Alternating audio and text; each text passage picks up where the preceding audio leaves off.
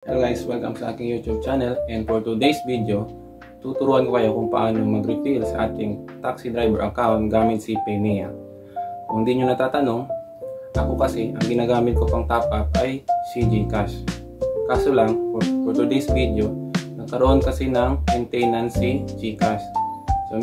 So minsan, pag nagme-maintenance si GCash, hindi available ang paggamit pag-top up or pag-refill gamit si GCash. Kaya minsan kailangan din natin malaman kung paano mag-refill gamit si Paymaya. Tara, turuan ko kayo pagkatapos ng intro na to.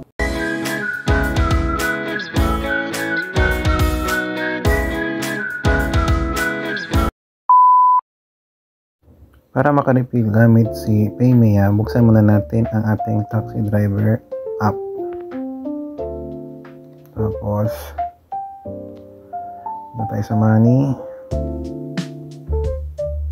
Tapos punta tayo sa refill account. Tapos dito maghihingi siya ng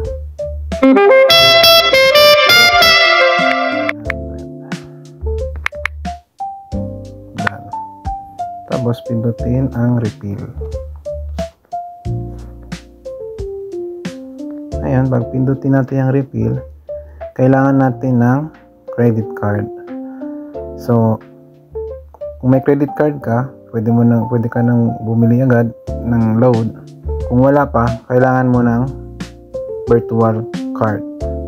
So, para makuha natin itong details na to, card number, validity period, CBC or CBB, kailangan natin ng Paymaya account. Tara, punta tayo sa Paymaya.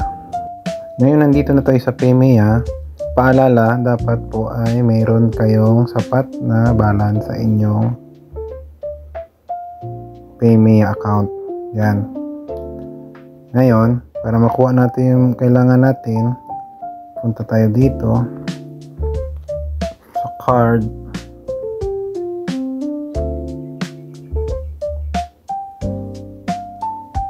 Tapos tap natin itong my online card. Kung mayroon na kayong Paymaya account, automatic pwedeng nyo i-activate yung online card nyo. Bali virtual card yan siya. Ayan, pindutin siya. Tapos show card details.